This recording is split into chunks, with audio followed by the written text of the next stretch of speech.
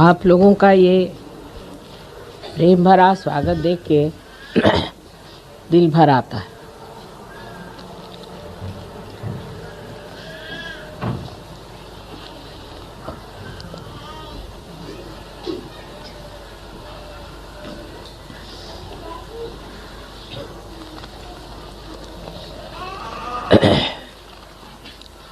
दिल्ली वालों में जितना प्यार भरेगा उतना ही कल्याण का मार्ग बनने वाला है।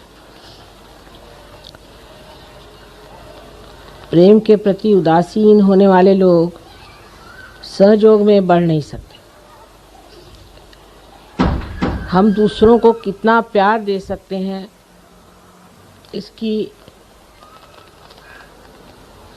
पूरी कल्पना अभी आपको नहीं है, क्योंकि हमारे अंदर प्यार का सागर बसा हुआ है और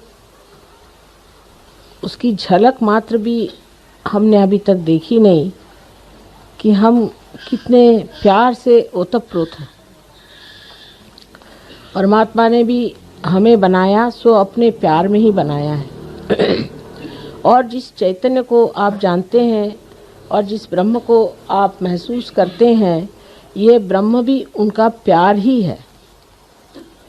प्यार ही सत्य है। जो मनुष्य किसी से प्यार करता है या स्त्री किसी बच्चे से प्यार करती है, पति से प्यार करती है, तो वो उसके बारे में सब कुछ जान जाती, तो भी वो बाह्यता जानना हो जाता है।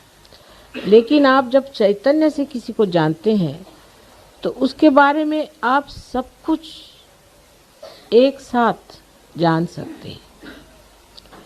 इसको आपने प्रत्यक्ष में अनुभव किया है। आप खुद जानते हैं कि आप अपने उंगलियों पर इस चैतन्य को भी जान सकते हैं, अपने को भी जान सकते हैं और दूसरों को भी जान सकते हैं। लेकिन अभी तक ये हमारे अंदर आस्था नहीं आई कि ये चैतन्य प्यार है। परमात्मा का प्यार है। ये प्यार की शक्ति है। शक्ति का अर्थ तो हम लोग हमेशा विध्वंस से लगाते हैं, किसी की घृणा से लगाते हैं, लेकिन परमात्मा का जो प्यार है वो जब हमारे अंदर उतरता है तो पूरी तरह से हमें शांतिमय बना देता है, जिसको कि अंग्रेजी में कहते हैं रिलैक्स्ड। किसी भी तरह की हिंसक भावना हमारे अंदर आ ही नहीं सकती।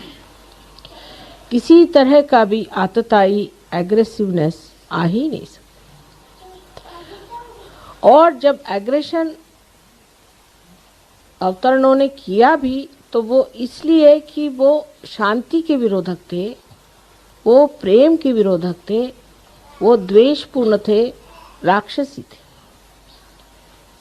आज संसार में सब दूर आसुरी विद्या फैल गई। कृष्ण ने बताया था कि आसुरी विद्या जब फैलती तो बहुत जोर में पकड़ लेती। इसकी वजह क्या हो सकती है, ये सोचना चाहिए। आसुरी विद्या जल्दी फैलती है और सहयोग धीरे धीरे क्यों फैलता है। सोचना चाहिए कि जो इतनी अच्छी चीज़ है, जो सर्वोत्तम चीज़ है, वो धीरे धीरे फैलती, और जो गंदी चीज़ें हैं वो इतने जल्दी क्यों फैल जाती।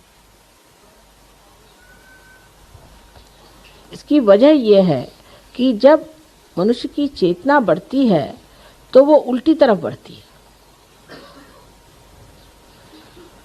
ऐसे भी श्री कृष्ण ने ये भी बात कही है कि अधोगति पर जाती, ये पेड़ का जो मूल है वो आपके मस्तिष्क में है।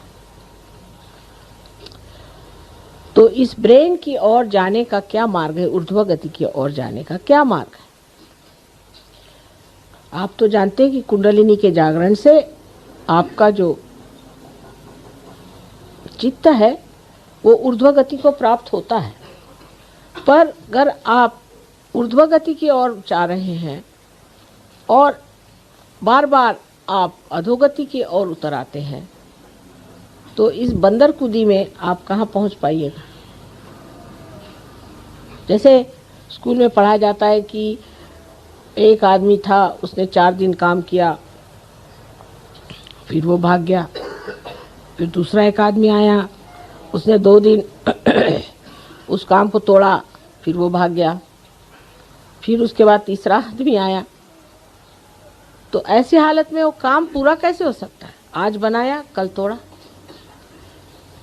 क्योंकि हम उस अधोगति से ऊपर उठ रहे हैं, उस जड़ता से हम ऊपर उठ रहे हैं, इसलिए उधर खिंचाव ज़्यादा हो जाता है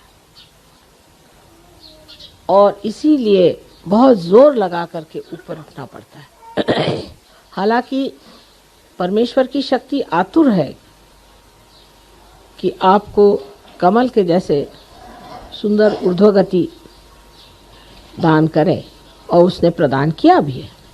लेकिन उस दशा में रहने के लिए आपको थोड़ा सा जोर लगाना पड़ता है, और जोर बड़ा सुंदर है, वो है प्यार का। अब प्यार का विश्लेषण कैसा किया जाए? प्यार का मतलब ये होता है कि जहां आप कोई सा भी कार्य करते हैं वो अपने हित के लिए और दूसरों के हित के लिए होना चाहिए। हित आत्मा का साध्य होना चाहिए। आत्मा का हित जो है वही प्यार है और वही आनंद है। अब हम देखते हैं कि दुनिया में लोग किसी भी एक धारणा पे जुट जाते हैं। यही बात ठीक है, ऐसी करना चाहिए, यही होना चाहिए, मैं यही ठीक समझता हूँ, ऐसे करना चाहिए। इसे हम लोग अहंकार कहते हैं। अहंकार माने मैं करता हूँ। कितने बार आपसे मैंने बताया कि हम कुछ भी नहीं करते। कोई मरी हुई चीज़ को अगर हम दूसरी मरी हुई चीज़ बना दें तो हम क्या करते हैं? समझ लीजिए अगर एक पेड़ मर जाए और उससे हम एक फर्नीचर बना दें तो हमने क्या विशेष चीज़ कर ली? कुछ भी नहीं किया। एक मरी से दूसरी बना ली। और मरी हुई चीज़ों को इस्तेमाल करने से हम भी धीरे धीरे मरते हैं, माने हमारे भी अंदर आदतें जुट जाती हैं। जैसे कि हमें अगर आदत हो गई कि हम पलंग पे सों तो ज़मीन पे नहीं सो सकते, फिर पलंग उठाते फिरिए दुनिया भर में। अब हमारी क्योंकि जड़ता से ही प्रगति हुई है, जड़ की ओर आकर्षण एक तरह से बना हुआ है। उसको तोड़ने का एक ही तरीका है, क्या हम अपने से प्यार करते हैं? क्या हम स्वयं को प्यार करते हैं? अगर हम स्वयं को प्यार करते हैं तो कितनी बातें उसमें आ जाती हैं कि क्या हम कोई सा भी कार्य करते वक्त अपना अपमान या उपमर्द तो नहीं करते। माने चिढ़ जाना, बिगड़ जाना, नाराज हो जाना, जिसके लिए फिर हम दुखी भी हों तो भी जिस वक्त हुआ सो तो उतर गई आपकी इज्जत। दूसरी बात, अगर हम अपने से प्यार करते हैं तो हमारे अंदर एक तरह की ऐसी व्यवस्था होनी चाहिए कि दूसरा देखने वाला कहे कि कोई संत खड़ा हुआ है। आप लोग सब संत हो गए, थोड़े अधकच्चे भी हैं, ये नहीं मैं कहती कि सब पक्के संत हो गए। अधकच्चे तो सही, पर हो तो गए आप संत। आप असंतों के जैसे तो घूम नहीं सकते। अगर आपका अब बर्ताव इस तरह से रहे कि जो एक संत नहीं करता, तो ये तो बहुत बड़ी अपनी हानि है। क्योंकि एक तो पहले आपको संत होना नहीं चाहिए था। नहीं होते तो लोग कहते चलो ये उचक्के ही हैं, चोर हैं, चलो इन पे तो ऐसे ही हैं, घुमा करते हैं ऐसे 2500। गलियों में ऐसे बहुत से देखे गए। लेकिन आप संत हैं तो उसकी एक अपनी हस्ती है जो कि माननीय होनी चाहिए, जिसको लोग माने। लेकिन माने कैसे अगर वो माननीय नहीं है? तो प्यार जब तक असलियत पे नहीं आता, जब तक असली प्यार नहीं होता है,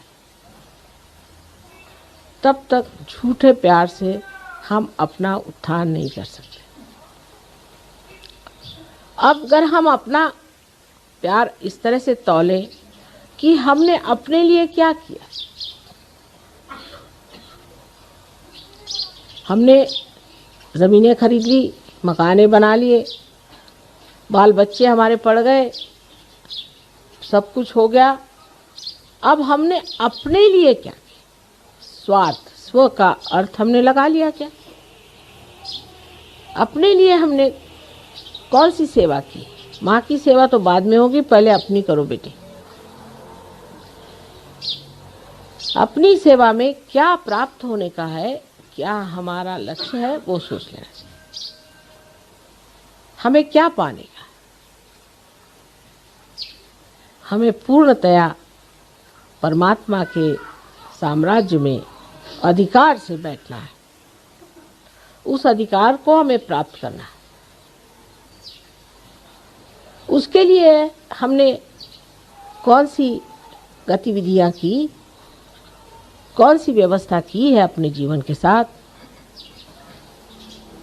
कौन से तौर तरीके अपनाए हैं, ये सोचना चाहिए।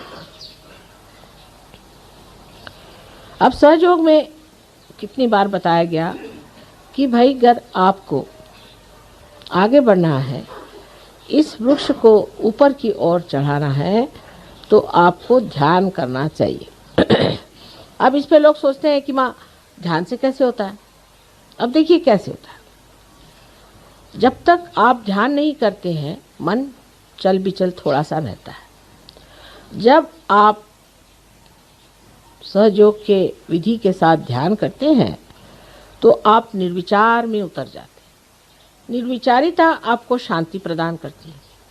अगर समझ लीजिए एक पेड़ आप लगाइए, वहाँ रोज भूकंप हो रहा हो, तो क्या वो पेड़ पनप पाएगा? जिस जगह शांति होगी वहीं ना तो पेड़ बढ़ेगा। जहाँ अशांति है, जहाँ हर चीज हिल रही है, डावाडोल है, वहाँ क्या कोई पेड़ पनप सकता है? जिस हस्ती में शांति प्रस्थापित हो गई है, वहीं पे ये पेड़ बढ़ सकता है। इसलिए पहले निर्विचारिता में उतरना पड़ेगा। उसके लिए ध्यान के सिवाय और कोई सा मार्ग मुझे नजर नहीं आता। पहले ध्यान में स्थित होकर के अपनी निर्विचारिता हमें स्थित करनी चाहिए। कितने देर के लिए हम निर्विचार रह सकते हैं, ये सोचना चाहिए। जैसे अभी कोई सुंदर चित्र है, उसकी ओर आपने देखा और आप निर्विचार हो जाएं, तो सोचना चाहिए कि आपकी शक्ति बढ़ गई है। किसी भी चित्र के ओर देखने के बाद आप में अगर ऐसी भावना है कि ये चित्र अगर मुझे मिल जाए तो कैसा होगा, इसको कहाँ से खरीदना चाहिए, ये कितने का है, ये किसने बनाया, माने अगर विचारधाराएं शुरू हुई, तो ये समझ लेना चाहिए कि हमने इस चित्र से प्यार करना शुरू कर दिया है, अपने से नहीं।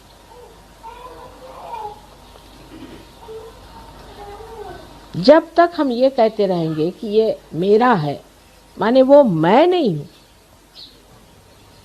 मुझसे अलग चीज है। तो जब अपने को हमें बढ़ाना है और इसकी पूरी वृद्धि करनी है, ग्रोथ करनी है, तो ज़रूरी है कि हम ध्यान में रहें और निर्विचारिता अपने अंदर स्थापित करें। जब तक निर्विचारिता स्थापित नहीं होती है, सहज योग बातचीत ही बातचीत रह जाएगी। जब तक हम अपने से ही प्यार नहीं कर सकते तो हम दूसरों से क्या प्यार करें। लेकिन प्यार का अर्थ ये नहीं होता है कि अपने से प्यार करने का मतलब ये है कि हमारे बहुत सारे रुपए पैसे इकट्ठे हो जाएं, या हमारे पास 10-12 मोटर गाड़ी हो जाएं और हम बड़े आराम से घूमते फिरते रहें। ये जो लोग पा भी लेते हैं वो भी आप जानते हैं माँ के पास आते हैं और कहते हैं कि माँ इसका कुछ इलाज करिए, हम तो भर पाए, वो भी सुखी नहीं। जरा दरवाजा बंद कर लीजिए आवाज।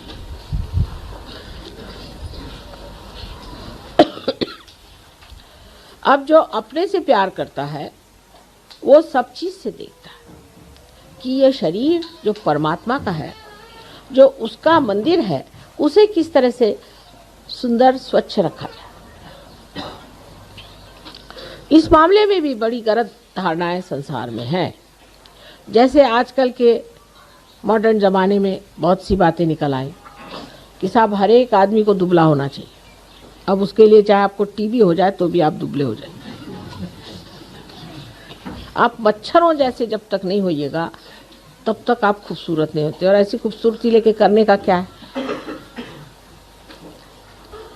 जिस शरीर का आकर्षण मनुष्य को नीचे की ओर ले जाता है, ऐसा शरीर बिल्कुल व्यर्थ है। शरीर ऐसा होना चाहिए कि जिसके अंग प्रत्यंग से चैतन्य बहे। जिस शरीर का अंग प्रत्यंग जितना भी बना हुआ है वो ऐसा हो कि जिससे सबका शुभ हो। ऐसा वो शरीर हो कि जो जहाँ एक बार छू जाए वो चीज प्लावित हो जाए और उसमें से चैतन्य बहना शुरू हो जाए। ये शरीर का सौंदर्य जो है यही दैवी सौंदर्य है। और बाह्य के सौंदर्य की ओर दौड़ना और इस तरह की धारणाओं के ऊपर चलना, कभी तो कहते हैं मोटे हो जाओ, कभी कहते हैं दुबले हो जाओ। मोटे और दुबले होना या और तरह से अपने शरीर को चमकाना, इसकी कोई भी सहयोग में खास जरूरत होती नहीं। कि लोग बहुत सारे ये सोचते हैं कि 10 बार नहाने से तंदुरुस्ती अच्छी होती है। कोई लोग ये सोचते हैं कि बदन पे हर तरह के लेपन लगाने से शरीर अच्छा होता है। इसकी आपको कोई ज़रूरत नहीं है। स्वयं आपके अंदर ये सब चीज़ें कार्यान्वित हैं।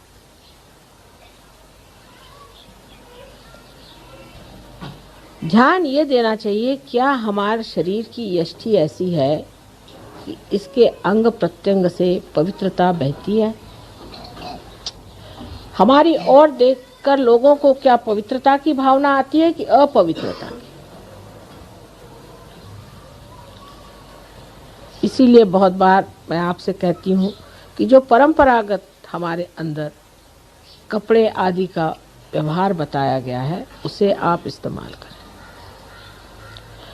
ये हजारों वर्ष की तपस्या से पाया हुआ एक बड़ा भारी धरोहर हमारे पास है, हेरिटेज है। और उसकी परंपरागत जो चीज़ें हैं उनको संभालने का प्रयत्न। परंपरागत जो कलाएं हैं, परंपरागत जो आभूषण आदि हैं, उसके जो वस्त्र आदि हैं, ये हजारों वर्षों से हमारे देश में परख के पाए हुए हैं। उनको आपको इस्तेमाल करना चाहिए, उसका उपयोग करना चाहिए। लेकिन हम लोग इतने अभिभूत हैं पाश्चिमात्य देशों से कि हम अपनी जो कुछ भी संस्कृति है, संस्कृति जो पवित्र बनी हुई कृतियां हैं, उसको भूल करके बाहर की चीज़ों को अपना लेते। और इसी से हमारे अंदर जो चीज़ अत्यंत महत्वपूर्ण है, जिसे हम आत्मा कहते हैं, उस पे आवरण पड़ जाते हैं।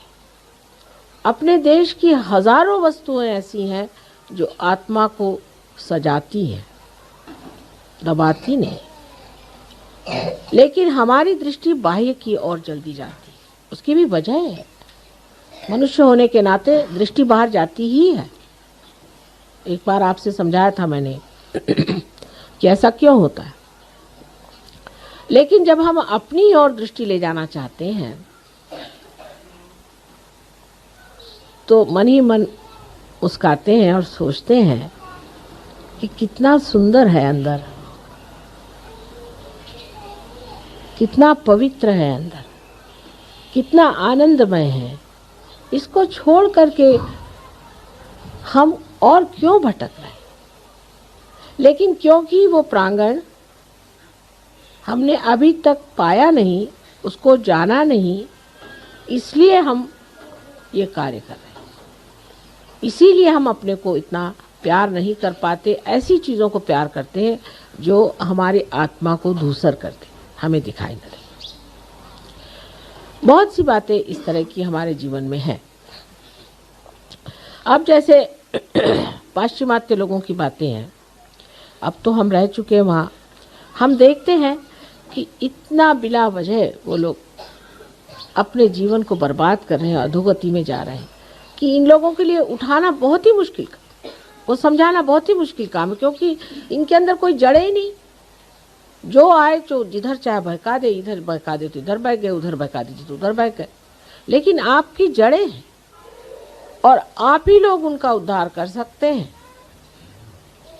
वो लोग अपना स्वयं उद्धार नहीं कर सकते, उनकी मदद आपको करनी कि अपनी जड़ों को पहचानें। और ये जड़ का जो ज्ञान है, जो सहयोग में निहित है, सहयोग में छिपा हुआ जो ज्ञान है, वो इस जड़ का, ये आप लोग जानिए। तो दूसरी बात ये आ जाती है कि शरीर के साथ आपका ज्ञान भी प्रगल्भ होना चाहिए, वो भी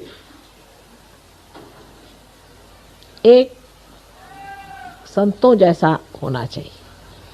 पहले संत लोग कोई यूनिवर्सिटी नहीं गए, कॉलेज नहीं गए, पढ़ते नहीं थे, बहुतों को शायद लिखना पढ़ना भी नहीं आता हो, ऐसे भी संत साधु हो गए हो। लेकिन संतों के लक्षण सारे उनमें थे। सबसे बड़ा कि आलो सगुणाशी, मैं तो निर्गुण देखने आया था, निराकार देखने आया था, तुम तो सगुण खड़े हुए। ये तो सिर्फ सहयोगी समझ सकते हैं भाषा को। लेकिन क्या हम लोग ऐसा एक दूसरों से कहते हैं? क्या हम ये समझते हैं कि जो निराकार है वो सगुण आप लोगों में बैठा हुआ है, वो साकार होकर के आपके अंदर जागरूक है? क्या ये भावना हमें एक दूसरे के प्रति है? ये श्रद्धा और ये आदर हम लोगों को एक दूसरों के प्रति है? जो एक दर्जी को कुम्हार के प्रति था, वो है। इसमें आप किसी भी पोजीशन के हो, बड़े हो छोटे हो, इससे कोई फर्क नहीं पड़ता। गुरु नानक के पास जब नामदेव गए तो उनका बड़ा स्वागत हुआ और उनसे कहा गया कि आप अब कुछ पंजाबी में कविताएं लिखिए। तो आपको आश्चर्य होगा कि नामदेव की किताब इतनी बड़ी है, उसमें से आधी जो है उसमें हिंदी और पंजाबी में कविताएं हैं। और इतने सहूलियत से उन्होंने पंजाबी और हिंदी भाषा में लिखा है। मराठी भाषा और हिंदी भाषा का तो मेल है ही, लेकिन पंजाबी का इतना मेल नहीं बैठता। मैं भी पंजाबी भाषा जानती हूँ और आश्चर्य की बात है कि इतना सुगम और इतना सुंदर लिखा है सारा कुछ कि पढ़ते ही बनता है। पर उनका कितना आदर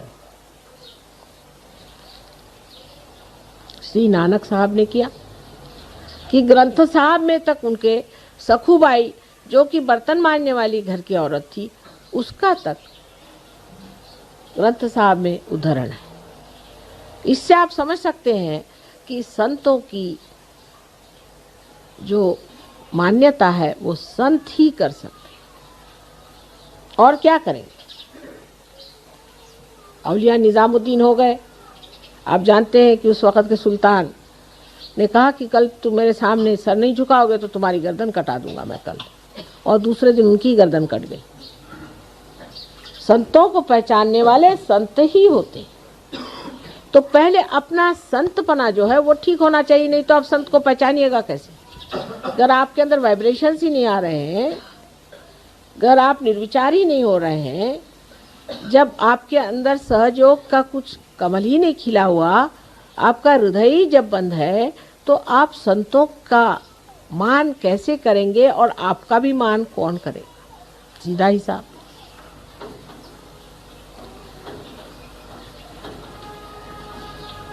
तो संतों का मान जब शुरू होता है तब मनुष्य ये भी सोचता है कि उस मान्यता पे हम आए, और उस मान्यता को पाने के लिए हमें नम्रता पूर्वक ध्यान करना चाहिए। यहाँ बातों के और लेक्चरों से तो काम होने नहीं वाला, हम सहयोगी करके भी नहीं होने वाला, सर्टिफिकेट लगाने से भी नहीं होने वाला, आप कितनी भी डोनेशन दे नहीं दे कुछ करें उससे नहीं होने वाला। इसमें जब तक फल नहीं लगेंगे तब तक यही लोग कहेंगे कि हाँ हम जानते हैं ये भी एक है खड़े हुए, ऐसे बहुत देखी। सो फलद्रूप होना चाहिए, इसमें फल लगने चाहिए, और उसके लिए सबसे पहले इस प्यार का वर्ण करना चाहिए। जिस प्यार में मनुष्य के पास सत्य का दर्शन होता है, इतना ही नहीं पर उसमें शून्यता आती, विजडम आती, इस प्यार में विजडम आती, और उस प्यार के साथ, उस मोहकता के साथ, उस मृदुता के साथ धीरे धीरे ये पेड़ बड़ा सुंदर बढ़ने लग जाता है। इसको संवारना चाहिए, इसको प्यार से संवारना चाहिए, मान देकर संवारना चाहिए, अपना मान रख के संवारना चाहिए, इसको बढ़ाना चाहिए, इसको सजाना चाहिए इस तरह से कि लोग देखें और कहें कि वाह रे वाह, कितने संत इस माँ ने बना दिए। पहले तो एक ही दो दिखाई देते थे, और फिर देखिए कि उस ज़माने में बेचारे एक कहीं तो नामदेव, एक कहीं तो नानक साहब, एक कहीं तो कबीर, एक कहीं तो वो बेचारे गोरा कुंभार, तो दूसरे ज़माने में हुए तो दो चार और हो गए। उनकी कोई जमात तो नहीं थी, उनका कोई विश्व निर्मल धर्म तो नहीं था जिसके बूते पे खड़े हो जाए। इतने संतों का समागम और इतनी सुंदर मंडली तो कभी नहीं बनी थी। लेकिन उसके जगह अगर कुरूपता दिखाई दे तो समझ लेना चाहिए कि अभी हमने अपने को प्यार नहीं किया, और माँ तो हमको इतना प्यार करती है और हम अपने को नहीं प्यार करते। अपने को शुद्ध स्वच्छ बनाना, इससे बढ़कर और क्या अपनी मनुष्य सेवा कर सकता। और जितना मनुष्य आपको देखेगा कि आप इतने ऊंचे हस्ती हैं, इतने शरीफ, असलियत में, ज़बानी जमा खर्च में नहीं, तब वो समझेगा कि आप में एक नई जोत जग गई है, और वो भी चाहेगा कि हमें भी ये जोत मिल जाए। सहयोग का बढ़ने का एक ही तरीका मैं देखती हूँ कि आपको देखकर लोग कहें कि सहयोग विशेष है। मैं तो रियाद गई थी, वहाँ कह रहा है वो आपके सहयोगी जो है वो तो अजीब आदमी है। मैंने कहा क्यों? वो तो अपनी माँ को इल ट्रीट करते हैं और अपने को सहयोगी कहलाते हैं। तीसरे मिले, वो कह रहे वो क्या सहयोगी हैं, उन्होंने तो हमारी ये चीज़ मार ली, वो अपने को सहयोगी कहलाते हैं। चौथे मिले, कह रहे वो तो लड़ते ही रहते हैं आपस में, वो कहते हैं दोनों सहयोगी हैं मियाँ बीबी। तो पहले इसमें प्रेम का दर्शन होना चाहिए, आपस में प्रेम भाव, दोस्ती। लेकिन चालाकी करना सहयोग में मान्य नहीं। जो चालाक है वो महामूर्ख है मेरे विचार से, तो कि वो अपने ही को धोखा दे रहा है। किसको धोखा दे रहा है भाई? तो वो तो कबीरदास जी ने भी कहा है कि जो इसने जग को ठगा उसने अपने को ठग लिया, बेवकूफी है वो। तो अपने ही साथ चालाकी क्या करने की, अपने साथ तो कम से कम सच्चाई रखनी चाहिए कि भाई मैं अपने को क्यों ठग रहा हूं, मैं अपनी सुंदरता को क्यों घटा रहा हूं।